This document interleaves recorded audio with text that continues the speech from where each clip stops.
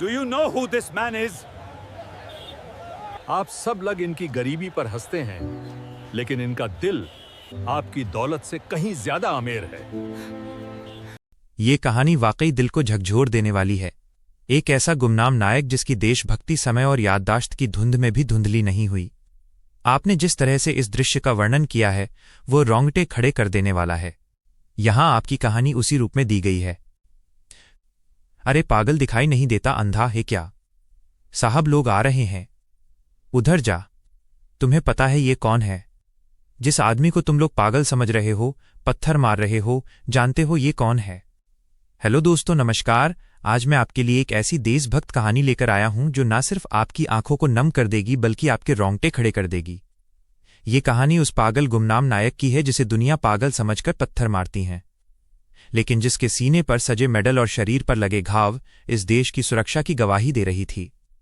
सोचिए, जिस तिरंगे को हम और आप साल में 2 बार लहराकर भूल जाते हैं, उस तिरंगे की रक्षा के लिए एक इंसान अपना मानसिक संतुलन खो बैठा। आज की घटना इंसानियत और देशभक्ति की एक ऐसी मिसाल है जिसे सुनकर आपका सीना गर्व से चौड़ा हो जाएगा। तो चलिए शुरू करते हैं। दोपहर के ठीक 2 बजे थे। मई की तपती गर्मी। उत्तर भारत के एक छोटे से शहर का घंटाघर चौक। सड़क का डामर पिघलने को तैयार हवा नहीं, सिर्फ लू के थपेड़े, भीड़ भाड़, शोर, हॉर्न, और उसी चौराहे के एक कोने में कूड़े के ढेर के पास बैठा था एक आदमी। उलझे हुए बाल, बढ़ी हुई दाढ़ी, फटे हुए मैले कपड़े, नंगे पैर। लोग उसे देखते और बस एक शब्द बोलते, पागल। वो धीरे धीरे उठा। सामने फलों की दुकान, जमीन पर पड़ा सड़ा हुआ केला। भूख इंसान को क्या से क्या बना देती है। जैसे ही उसने हाथ बढ़ाया, सोहन लाल चिल्लाया, ए पागल, हट यहां से, ग्राहक भाग जाएंगे। भीड़ हंसने लगी, लेकिन उस आदमी ने जो किया उसे देखकर सब रुक गए। वह अचानक सीधा खड़ा हो गया, सीना तानकर, और एकदम परफेक्ट सैल्यूट मारा। जय हिंद सर। दुश्मन सीमा पर है, हम पीछे नहीं हटेंगे। भीड़ ठहाके लगाने लगी। एक लड़के ने पत्थर उठाया और फेंक दिया। पत्थर सीधा उसके माथे पर लगा, खून बहने लगा, लेकिन उसका सैल्यूट नहीं टूटा। वो वैसे ही खड़ा रहा जैसे किसी परेड ग्राउंड में खड़ा हो। उसकी आंखों में पागलपन नहीं, जुनून था। खंभे पर लगा छोटा सा प्लास्टिक का तिरंगा नीचे गिरने वाला था। वह दौड़ा और झंडे को ऐसे पकड़ा जैसे कोई माँ अपने बच्चे को बचाती है। उसे साफ किया, चूमा जेब में रख लिया। लोग बोले, देखो अब नौटंकी करेगा। अचानक सायरन या पुलिस नहीं थी, यह सेना का काफिला था। सबसे आगे मिलिट्री पुलिस बाइक, बीच में काली टाटा सफारी। उसमें बैठे थे लेफ्टिनेंट जनरल विक्रम सिंह, एक नाम जिससे दुश्मन कांपते थे। इंस्पेक्टर राठी चिल्लाया, ए पागल, साहब आ रहे हैं, हट। धक्का दिया, वो लड़खड़ाया। फिर सैल्यूट, सर। मिशन पूरा हुआ, रिपोर्टिंग फॉर ड्यूटी। इंस्पेक्टर ने सिर पकड़ लिया।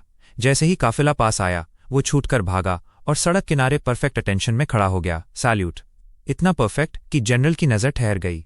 स्टॉप द कार, ब्रेक की चीख। पूरा काफिला रुक गया। जनरल नीचे उतरे, धीरे धीरे उस आदमी की तरफ बढ़े। पहचान, जनरल की आवाज कांप रही थी। मेजर रणवीर। वो आदमी हल्का सा कांपा, धीरे से बोला, कोड नेम तूफान, मिशन लाहौर। जनरल की आंखों से आंसू बह निकले। गले लगाना, जनरल ने उसे गले लगा लिया। पूरा चौराहा सन। रणवीर, तुम जिंदा हो? 15 साल तक दुश्मन की जेल में। नाखून उखाड़े गए, शरीर तोड़ा गया, पर राज नहीं बताया। सच सामने। जनरल दहाड़े, जानते हो ये कौन है? ये कारगिल का हीरो है, पैरा स्पेशल फोर्सेस के मेजर रणवीर सिंह राठौर, जिसे तुम पागल कह रहे थे। भीड़ के सिर झुक गए। तिरंगा। रणवीर ने जेब से तिरंगा निकाला। सर, झंडा नहीं गिरना चाहिए। जनरल ने झंडा माथे से लगाया और सबके सामने उसे सैल्यूट की सम्मान। भीड़, भारत माता की जय, वंदे मातरम। जनरल ने उसे अपनी गाड़ी में बैठाया, वीआईपी सीट पर। अंतिम संदेश, सवाल ये नहीं कि वो पागल था, सवाल ये है, हमारे समाज में कितने ही ऐसे लोग सड़कों पर भटक रहे हैं जो किसी न किसी हादसे का शिकार हैं और हम बिना जाने उन्हें पागल कह देते हैं। उस दिन सोहन लाल और उस शहर के लोगों ने कसम खाई कि वे कभी किसी लाचार का मजाक नहीं उड़ाएंगे, क्योंकि फटे हुए कपड़ों के नीचे एक सम्राट भी हो सकता है। मेजर रणवीर ने साबित कर दिया कि एक फौजी का शरीर टूट सकता है, पर उसका ज़मीर और देशभक्ति कभी नहीं मरती। ये कहानी सिखाती है कि हम जिस आज़ादी का जश्न मनाते हैं उसकी कीमत किसी ने अपनी जिंदगी देकर चुकाई है।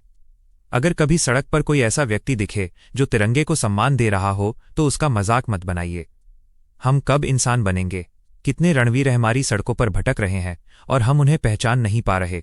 फटे कपड़ों के नीचे एक सम्राट भी हो सकता है, एक फौजी का शरीर टूट सकता है, लेकिन उसका ज़मीर और देशभक्ति कभी नहीं मरती। दोस्तों, इस कहानी ने अगर आपके दिल को छू लिया है तो इसे शेयर ज़रूर करें ताकि दुनिया को भारत के वीर सपूतों के बारे में पता चले। ऐसी ही और कहानियों के लिए हमारे चैनल को सब्सक्राइब करना ना भूलें। जाने से पहले कमेंट बॉक्स में जय हिंद लिखे, वंदे मातरम।